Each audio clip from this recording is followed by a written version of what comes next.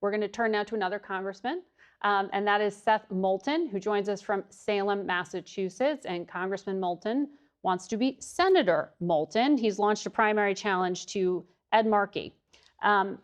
Good to have you on the program, Congressman. Good to see you, Margaret. Last time we saw a young challenger go after Senator Markey's seat, Markey won. How do you get the partisan enthusiasts to show up for you when he's got Senator Bernie Sanders and AOC behind him? Well, as the Boston Globe said in endorsing me, which was a switch for them, by the way, because they endorsed Senator Markey 6 years ago, the future is now. The world has changed. And Senator Markey is very much running the same campaign he did back in 20 when all those same people endorsed him. But in the last debate that we just had this week, he explained to Massachusetts voters that he can't understand the different apps on his phone. He doesn't know which ones use AI. And then he tried to clean it up by explaining that AI is like an automobile and we need to regulate it the way we regulate seatbelts. So the point is, the world has just moved on. It's not a personal thing with Ed Markey. In fact, he and I agree on most policies. It's about whether one Senate seat should belong to one person while the world is moving on without him. He's been in Washington for 50 years, Margaret. Yeah, and you have focused on that need for generational change for some time. You tried to oust Nancy Pelosi from leadership in 2016, 2018.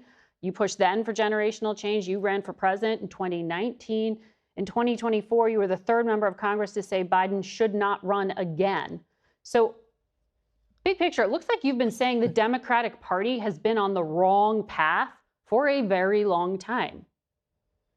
Yes, that's fair. I mean, this is very authentic to me. From the very first time I ran for Congress against a 9-term incumbent in my own party and had many of those same establishment endorsers of Ed Markey campaigning against me, I've been willing to challenge the establishment when I don't think it's getting the job done. And I'll be the first to admit that it's not always popular, right? It doesn't always resonate with people. But right now, it's desperately needed. More than 7 out of 10 Democrats in Massachusetts say they want new Democratic Party leadership. On day one of this campaign, I said I'm not going to vote for Senator Schumer for Senate leader. Well, not only is Markey supporting Schumer, he just took $62,000 from Schumer's fund to flip Senate seats, money that Democrats raised across the country to go to Maine and Ohio and Alaska to flip Senate seats from red to blue. He took that away from that victory fund to bail out his own campaign.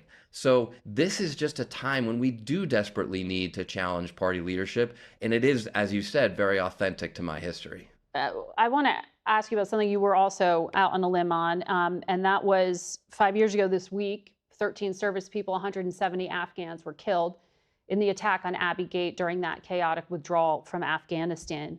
You were very critical of President Biden and how he carried that out. And you said Washington should be ashamed of the position we put our service members in. Right now, the current president has banned Afghans from entering this country. What are you going to do to help those people left behind? Well, first of all, we're literally working on this issue every single day, Margaret, behind the scenes. And not much is happening, though. My office got so much experience working with all these cases and trying to get individuals out of Afghanistan. We were able to, on our own, just rescue dozens and dozens ourselves.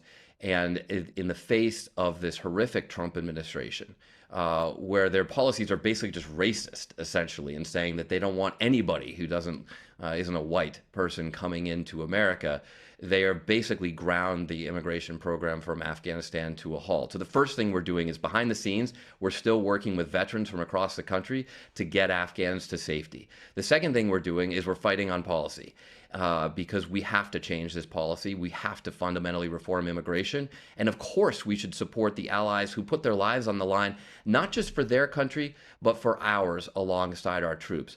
But the third thing I'm doing, which is really the key point here with all of this, is I'm fighting to get majorities in the House and the Senate. While Senator Markey is taking money away from the Victory Fund, I'm raising millions of dollars through Serve America, as I have for years, to support Democrats who are going to flip seats across the country. We've already flipped 24 seats from red to blue. We need to continue that work so we win majorities.